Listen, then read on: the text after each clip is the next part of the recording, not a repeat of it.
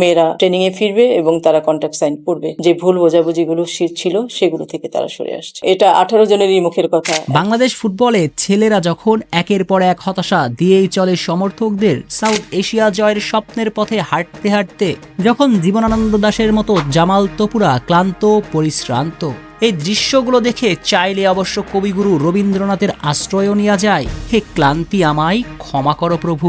ঠিক তখন লাল সবুজের ঘোর অমানিসা ঘনিয়ে আসা ফুটবলে সূর্যের আলো দেখিয়েছিলেন সাবিনা সুমায়ারা। পুরো সাউথ এশিয়ার নারী ফুটবলে লাল সবুজের দেশটা দিনে দিনে হয়ে ওঠে সৌন্দর্যের লীলাভূমি। পাবলো পিকাসো যেভাবে শিল্পকর্ম রচনা করত পাথর খোদাই করা পাণ্ডুলিপিতে, তেমন করে ওরা শিল্প আঁকে সবুজের গালিচাতে। তাতেই ব্যাক টু ব্যাক সাবজয়। বাংলার বাঘিনীদের এমন সফলতা দেখে ওপারে বসে থাকা লাল সবুজের ফুটবলের সবচেয়ে বড় ভক্তটা মনে মুন্না নিশ্চয়ই তারার আলোয় ভরপুর প্রতি সন্ধ্যায় মজার্টকে বলে, মজার্ট বেহালাটা ধরো, আমি একটু সুখের কান্না কাঁদব। মজার্টের অবশ্য ফুটবল বোঝার কথা নয়, তবে পরিস্থিতি বুঝে নিয়ে নিশ্চয়ই বেহালাতে বাংলার বিজয়ের সুর তোলে। মজার্ট আর মনে মুন্নার এই গল্পটা কাল্পনিক, বাস্তবতা হচ্ছে সাউথ এশিয়া নারী ফুটবলের সৌন্দর্যের লীলাভূমিটা আজ বিচ্ছিন্ন দ্বীপ, যেখানে চলছে দুপক্ষের ইগোর লড়াই। দায়টা কার?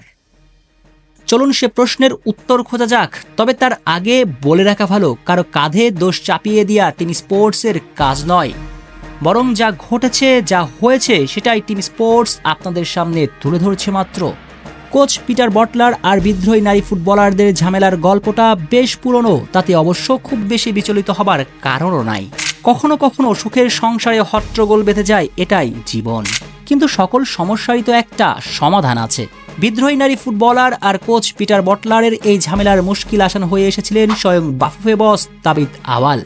আশ্বস্ত করেছিলেন তিনি নিজেই সব সমস্যার সমাধান টানবেন, কিন্তু তাতেও মন গলেনি সাবিনা কৃষ্ণাদের। মানে ব্যাপারটা এমন, ঘটনা যাই ঘটুক না কেন তালগাছ আমার।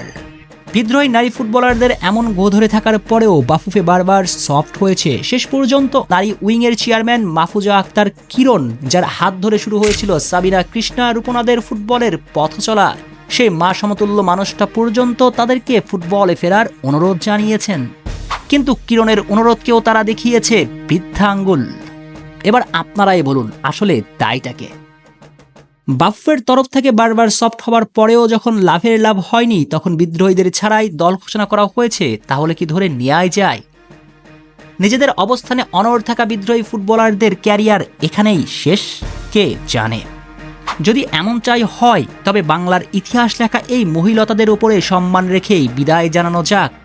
তবে এই গল্পের শুরুটা হয়েছিল জীবনানন্দ দাশ আর কবিগুরু রবীন্দ্রনাথ দিয়ে, শেষটা হোক কাজী নজরুলের কাছে হাত পেতে।